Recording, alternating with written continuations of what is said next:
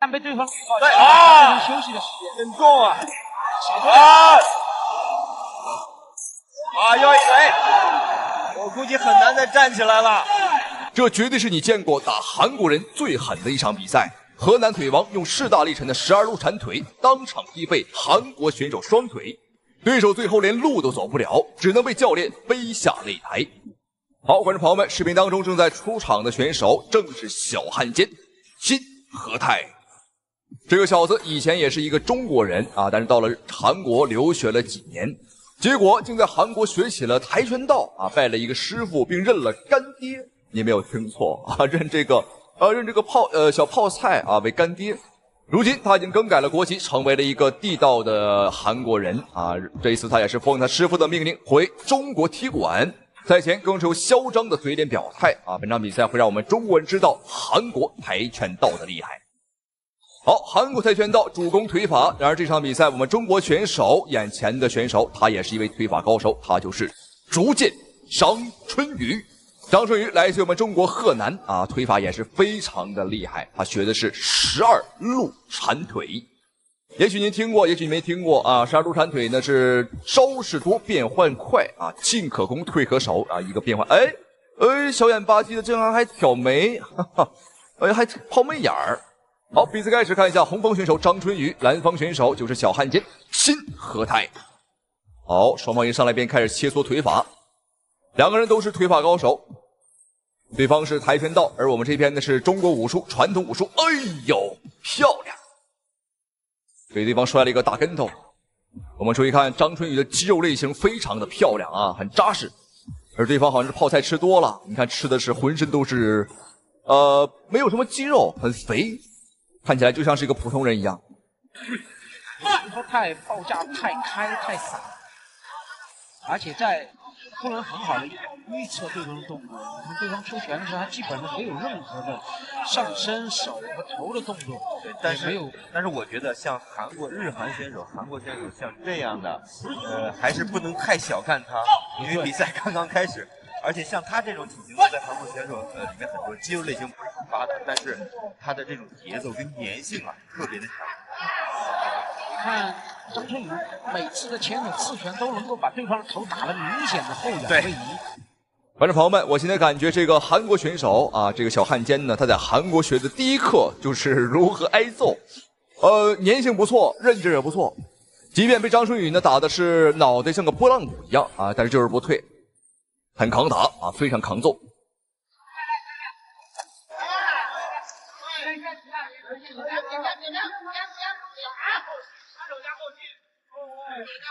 好，戏法。知道张春雨在昆仑决啊，出名的一战就是跟我们的太拳王波球有一战，力战3局啊。张春雨这次打得非常聪明，一直在用前手控制，一直在前手的一个平握很重，没重。他的前手的命中率实在是太好，对，控制的距离特别好。没错。韩国选手金和泰现在根本就任何动作都打不出来。大家伙可能看到，现在张春雨的是略微的被动啊，对方好像很主动啊，但实际上观众朋友们，对方啊确实主动，但他不是主动进攻啊，他主动挨揍啊，把这个脸你看伸过来，让张春雨随便打，一出就有，将近100%的命中率啊！又是低扫很重啊！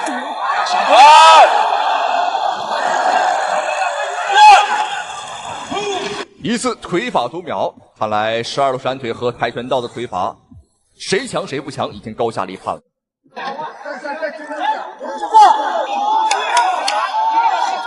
好，我们看看张春雨能不能提前结束比赛，瞄准了他这个腿啊！对，前手的互换漂亮。好，第一回合比赛结束，观众朋友们，您觉得张春雨的12路铲腿和这个韩国小汉奸啊，他的跆拳道哪个更强呢？总而言之，我目前看下来的话，这跆拳道的腿法还真就是花拳绣腿。我们经常在电视当中啊，能看到韩国跆拳道这个踢木板啊，啪啪啪一踢啊，踢碎好几10块，有的还能跳起2、3米高。看起来非常的花哨，非常的帅气，但实际上呢，和表演没什么区别。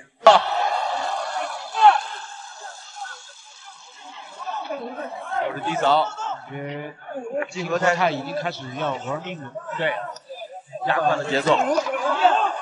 对，他虽然被屡屡命中，但金和泰也是转身拳这一下好中，但没中。啊，又是一个低扫。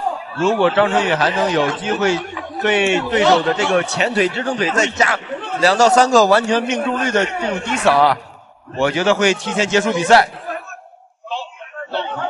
因为这个肌肉的损伤疼痛是很难恢复的。啊，又一腿，果然！哇，这下对方的小腿啊，绝对是疼的受不了。你看对方啊，已经是长跪不起，哦，还能站起来。看来张春雨还得使把劲儿啊，对方的这个小腿还没有被踢断。张春雨再加把劲儿，我们就像砍木头啊，砍这个柴火一样，砍断他的小腿。晋级之路一样，平头啊，推了，再低扫，啊再后手，击腹啊，这个时候就不要再打挺进近身了，不要推开，因为你近身一旦被对方搂抱，对啊，休息的时间，对，你就拉到中远距离，该怎么打就怎么打。对手的这个腿还是非常的明显啊！啊，又一腿！啊，我估计很难再站起来了。8秒了啊，扔白毛巾了！白毛巾了！哦，投降了！现场的韩国，他的干爹，他的义父扔出了白毛巾啊，选择了投降，没有错，非常的精彩。本场比赛让我们恭喜张春雨拿下了本场比赛的胜利，太精彩了。那张春雨你可能不知道，观众朋友们，他来自于我们中国的黑虎搏击俱乐部啊，他和张美丽啊是师兄妹的关系。好，再次恭喜张春雨，咱们下期视频再见。注意看，美国擂台发生了一起人人都不想看到的擂台血案。美国400斤大力士被中国巨人一拳爆头，打断脖颈。赛事方第一时间将其绑上担架，当场抬走抢救，不料赛后却抢救失败，没有救活。好，各位亲爱的观众朋友们，欢迎收看本场比赛，这一场非常精彩的中美重磅级拳王大战。好，眼前的小胖子400多斤啊，就是美国选手兰斯。好，再看一下眼前这个好像一棵参天大树的选手，这是中国的巨人拳王董建军，人送外号泰山。虽然说董建军长得很高，但是眼前的这个小胖子兰斯并没有瞧得起我们，而且这个家伙还表说呀，无论中国选手长得有多高，都是 A 揍的货，欠揍的货。还表示本场比赛打完之后会把董建军安葬在美国。好，观众朋友们，这哥们儿要把董建军打死啊！好，比赛马上开始，这是一场无差别的对局，双方的身高和体重呢都不成正比。我们在身高上有优势，但是体型上体重上应该是对方更胖一些。但我觉得打这个重磅级比赛啊，100公斤以上，那更高还是优势会更大一些，因为我们的视野更好啊，我们打击的范围和距离啊有更远。好，这里不要少说，比赛已经开始，观众朋友们千万不要眨眼，因为本场比赛绝对精彩。First time on TV, he is 5-8 with 2 draws, 3 KOs in his career. Work out there, guys. Work out. Wrestling coach. Work out. That you were there for his last fight when he was getting tagged early in the fight. And he was nailed with big overhand rights in the opening round of his last fight, and I think he was rocked by one of them. It took him about maybe towards the end of the second round, maybe the midway through the third round for him to really find his rhythm, get his jab going, and finally impose that impressive physique. 我们看比赛开始，董建军凭借身高和臂展上的优势，打的这个兰斯啊，只能不断的摇闪，只能是不断的躲闪。而且这个兰斯啊，他要比我们矮上半头之多。Deceptively quick, I would say. He doesn't lack confidence. 对方目前是不敢反击，哎呦，还真敢打呀！ Tonight alive. Just go to 董建军在一开局的进攻上啊，这个路线还是没有问题的。 the fights, get some 我们有身高上的优势啊，一定要打得凶狠一点， during the fights. 千万不能让对方啊打入到内围。 Personality in this morning's fighting meeting said he was not impressed with the giant. 要知道，董建军是要比张志磊啊还要高上很多的，也算是张志磊的师兄了。 Defensive holes that he says he saw by looking at some of Taishan's previous pro bouts. Without you there, wrestling coach at LaGrange University, played college football at Culver Stockton in that area. He's just a small town kid, didn't really care much for California Or Las Vegas. or Las Vegas. He did fight Deontay. Take a step back. Dominic Brazil. 这个兰斯有点顶不住了，已经开始频繁的搂抱。哦，可以看到是受不了了，因为吃到董建军的拳啊，就算是防守吃到，这也是吃不消。 And he's coming off some inactivity. He actually broke his leg in a semi-pro football. Yeah, he's all over the place. Yeah, football game. So he sat out about a year. Tyshawn mentioned it working with Buddy McGirt.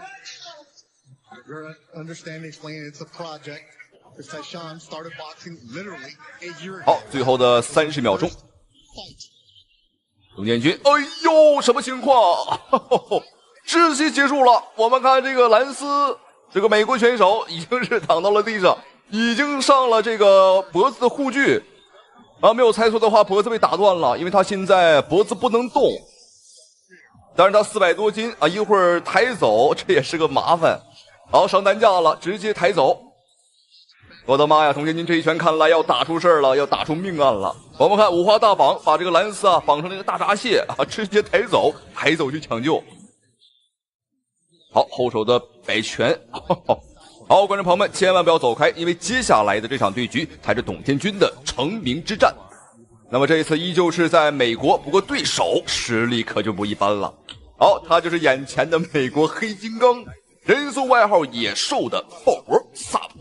此人的实力相当之恐怖，徒手就可以捏爆一个完整的苹果。一个平底锅在他的面前就像一块面饼一样，轻轻一捏，立马变形。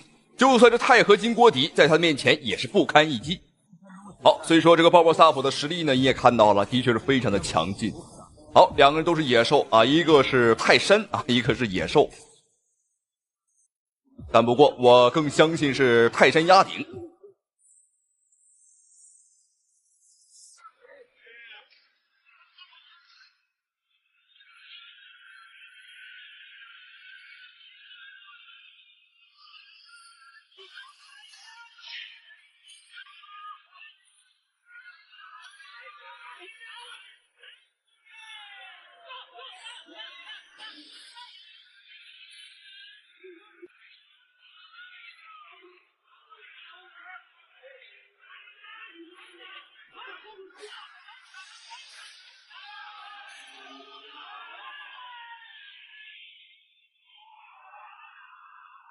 好，各位观众朋友们，本场比赛我们看，这个鲍勃萨普，哦，这个怎么躺在地上，好痛苦啊，非常痛苦。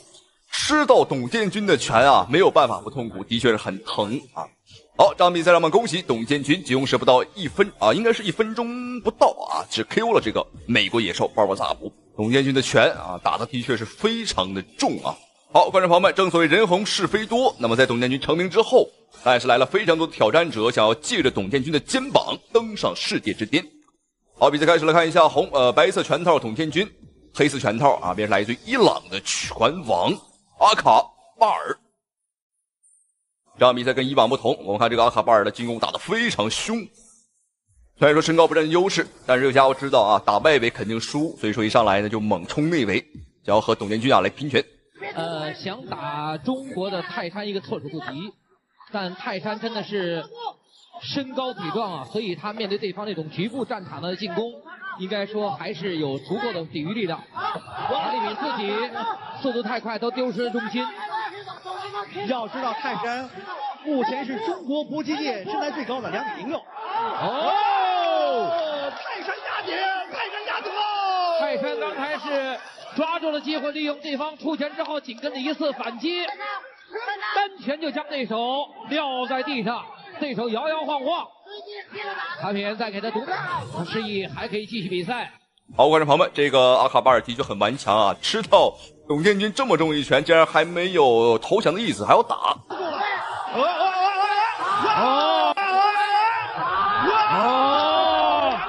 这个比赛可以直接结束了。泰山，对。 好，观众朋友们，那这场比赛董建军也是用时又是不到1分钟啊，不到1回合啊，轻松拿下了这个伊朗拳王，非常精彩。好，本期的视频精不精彩，好不好看？如果你喜欢的话，请对着屏幕不要忘记怼咕点2下。好了，咱们下期视频再见。하지만은 주먹을 명중시키고 카림의 머리가 통째로 꺾여 날아갈 뻔한 위험한 상황에서 심판이 경. 这么多的观众为我加油，真的，我作为一个家乡人，我特别的自豪，而且特别为我们家乡骄傲，特别感谢你们。这是一场复仇之战，也是杨建平下手最狠的一场比赛。杨建平毫不手软，疯狂怒摔韩国名将，只因为在此之前，韩国选手金立硕手段太残忍，比赛中将中国选手严希波残忍地掰断了手臂。然而获胜后的金立硕见中国选手痛苦万分，竟然还一脸得意洋洋地笑了起来。中华猛虎杨建平看到这一幕，立马冲上擂台为同门师兄弟打抱不平。然而对手却当众怒推杨建平，完全没有把杨建平放在眼里。然而面对韩国选手的嚣张挑衅，杨建平丝毫不惧。还当众向金立硕下了生死挑战书，既分高低，也决生死。好，各位亲爱的观众朋友们，欢迎收看本场比赛这一场非常精彩的中韩对局。好，我们一起来看一下镜头当中正在出场的选手，他便是韩国名将金立硕。好，这家伙长得好像是个泡菜坛子，观众朋友们，尤其是他的脑型啊，这完全就是个泡菜坛子。好，这个金立硕非常的恶心，在上一场比赛呢，手段极其的残忍，将我们中国选手严希波，观众朋友们啊，活生生的掰断了手臂。然而这个小子啊，非但没有任何同情心，而且还当众啊得意洋洋笑了起来，嬉皮笑脸的表示啊，中国人的胳膊啊像筷子一样脆弱，不经打。这一番嚣张的言论和嚣张的态度引起了我们中方选手中华虎杨建平的不满。好，没有错，眼前正在出场的选手便是来自于我们中国的中华虎杨建平。我们都知道杨建平打日本人打小鬼子非常的厉害，但观众朋友们，杨建平打起韩国人，打起这个泡菜选手啊，那也是极为拿手的。这场比赛观众朋友们有一个特别之处，因为本场比赛不是一场普通的比赛，而是一场签下了生死合同、签下了生死状的生死之战。杨建平主动申请啊，跟对方签下这个生死挑战书，既分高低，也决生死，打死不偿命，打死不负责。和这个古代比武呢差不多，只不过这场比赛呢并不是点到为止，而是打到废、打到服为止。好，注意看两位选手一上来，哦哟，完全没有试探，尤其是杨建平。我们仔细看红色短裤，红方选手杨建平，人送外号中华虎。我看杨建平比赛开始火气，哎呦，这个火气是非常的大。好，仔细看，处于上位的便是杨建平，现在处于下位的便是韩国选手金立硕。这个金立硕在韩国非常的出名，可谓是家喻户晓。但是观众朋友们，归根结底，只能说这个韩国呀太小了，这个屁大点的地方，稍微一出名啊，就全知道了。如果你在韩国一晚上腌了10坛泡菜啊，第二天都有可能上新闻啊，这个新闻会报道说啊，你腌了10坛国宝。因为这个泡菜我们都知道啊，是韩国人的这个宝贝。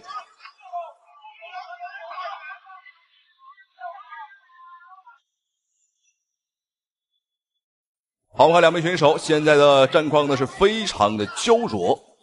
虽然说杨建平拿到了一个上身位，但是他能做的事情非常的少啊。对方的话是一个老树盘根啊。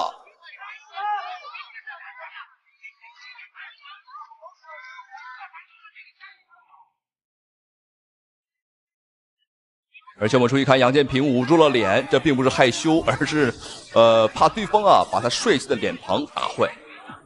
因为这个杨建平的确啊长得非常的帅气。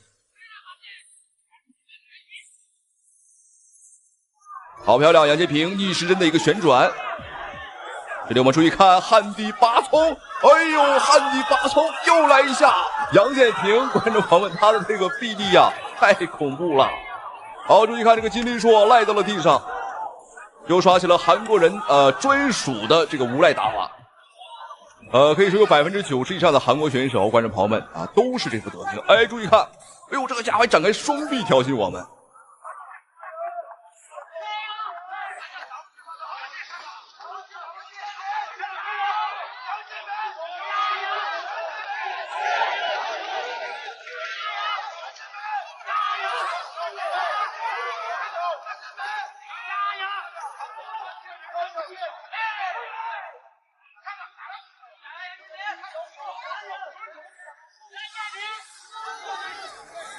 好漂亮哦！这个低扫非常的重。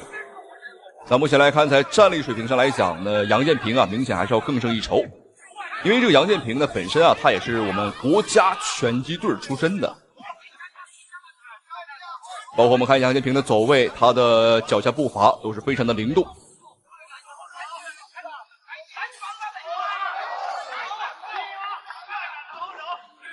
现在杨建平就是凭借这个灵活的优势啊，进进出出，哎，漂亮，过肩摔！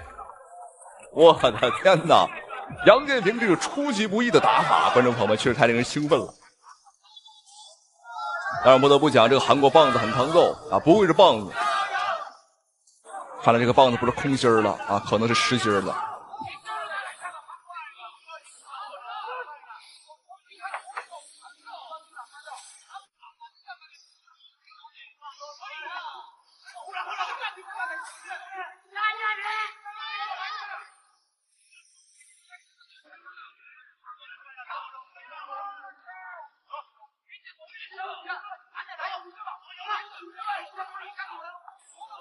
我们注意看这个韩国选手金立硕的双手呢放得非常的低，这是种非常不尊重对手的一个表现。哎呦，漂亮！这个偷袭速度啊太快了。哎，又来了，观众朋友们又来了。哎呦，这么喜欢我们中国的这个地板吗？如果你很喜欢睡觉，一会儿让杨建平满足你。现场的裁判并不是很给力啊，这个时候应该叫停的啊，理论讲应该叫停。因为双方啊，我们注意看没有太多的一个动作，对方呢就是耍无赖，而杨建平呢也不想打地面。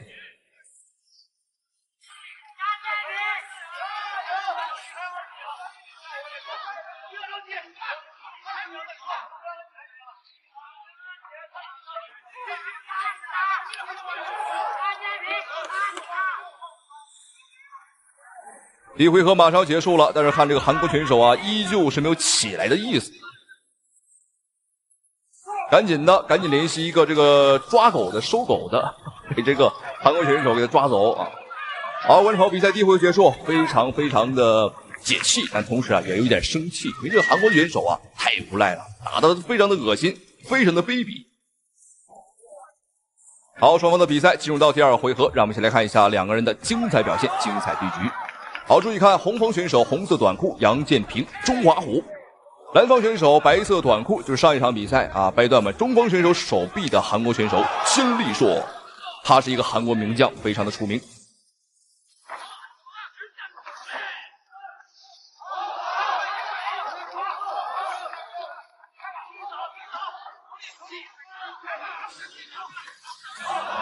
好漂亮，这个侧踹非常标准，再来。这是我们中国散打里面的招式。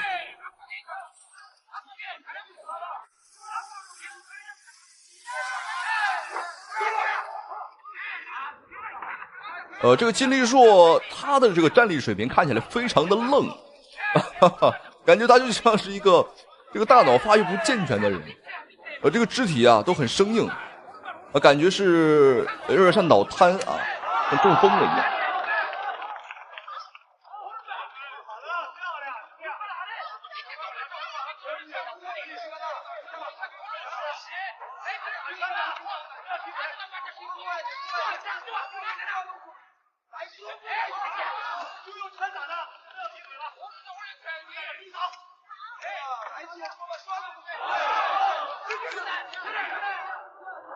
哎呦，我们看杨建平打得非常灵活，很聪明。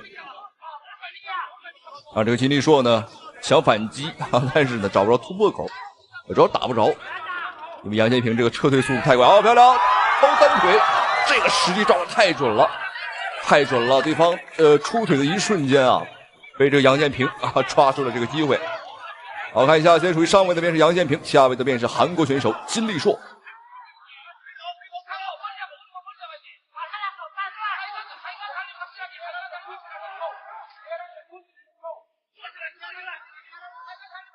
杨建平一定要小心对方的一些锁技，因为上一场比赛呢，这个我们中锋选手严希波啊，就是上身位的优势位，然而被对方啊抓住了这个掰手臂的机会。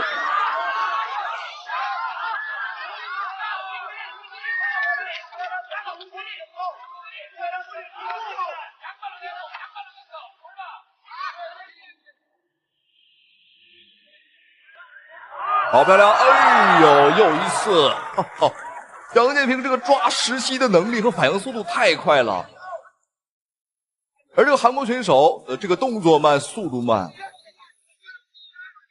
我敢打赌，观众朋友们啊，这个家伙绝对是这个泡菜吃多了，这个脑子吃的不好使了。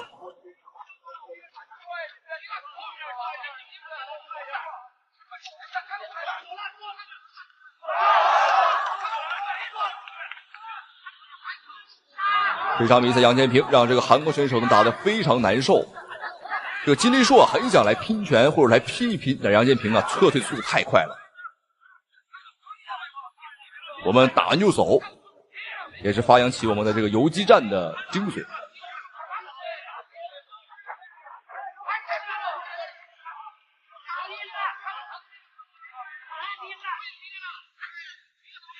第二回合马上就要结束了。我们目前来看，杨建平呢还是有优势啊。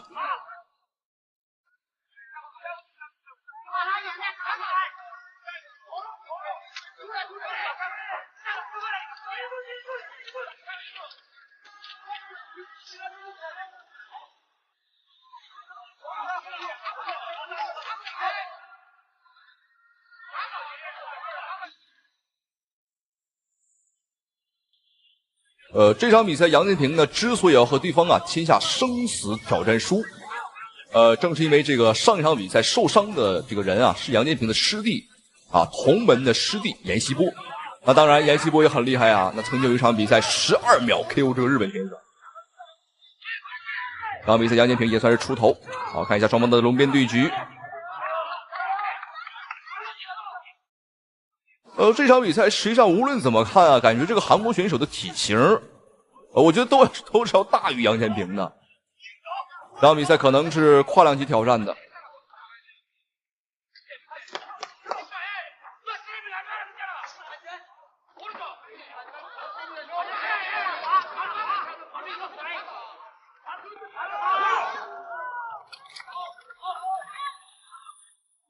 好，各位观众朋友们，比赛进入到今天的最后一个回合了，双方也是直接开打。第二个回合，两人保存了很好的体能，所以说到了这个回合，我们可以看到战力上明显打得更凶了，而且这个金立硕很着急，我们能直观的感觉到这个金立硕是有些这个慌了啊，着急了。好漂亮，单腿进入到地面。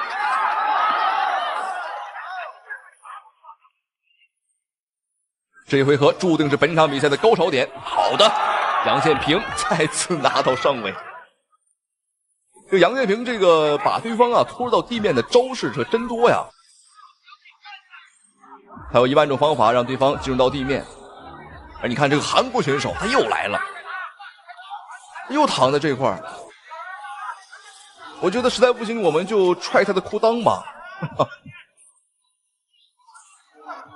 虽然说不讲武德，但是观众朋友们，对待流氓你就必须得用流氓的方式。所以你看对方啊，就像这个爸爸不给孩子买玩具啊，这个儿子躺在地上哭。当然我们是爸爸，对方是儿子。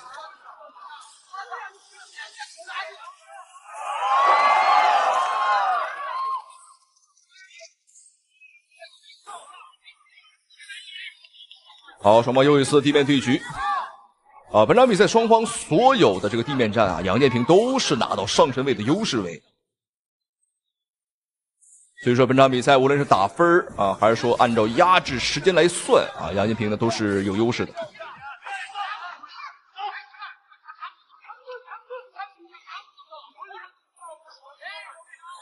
好，又一次没劲儿了，双方的体能啊现在都是有着明显的一个下滑，不只是韩国选手，杨建平也是。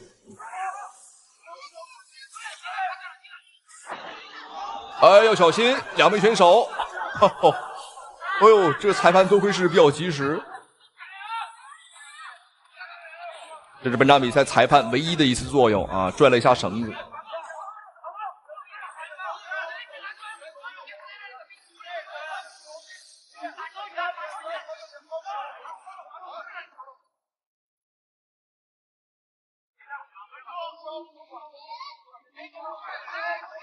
哦，的确是没劲儿了。这个金立说，我们看啊，双手都已经是没有力气啊，在拿高了。但是他的意志力很顽强，依旧是追逐着杨建平。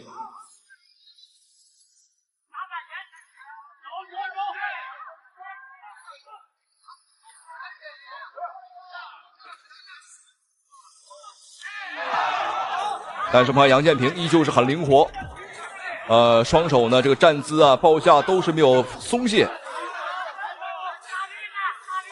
好的，再一次，哎呦，这个金立硕，我估计回去之后得苦练摔跤了，防不住，根本防不住。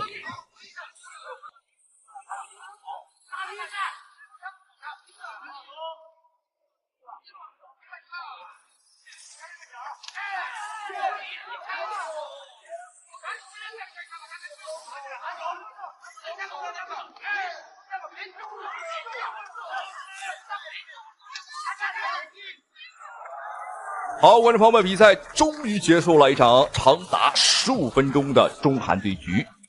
15分钟，双方打的的确是非常的精彩，但是无论怎么看，我相信啊，懂拳和不懂拳都能看得出来，杨建平的这个优势很明显。不止一次把对方啊按到地上，而且呢还有多次大力砸摔。包括在战力上，我们拳打得更准啊，分数也会更高。好，让我们恭喜杨建平啊！本场比赛也是为自己的同门师兄弟阎锡波呀报仇雪恨了，非常精彩。让我们再次恭喜，同时也非常感谢屏幕前啊您的收看与支持。好了，咱们下期视频再见。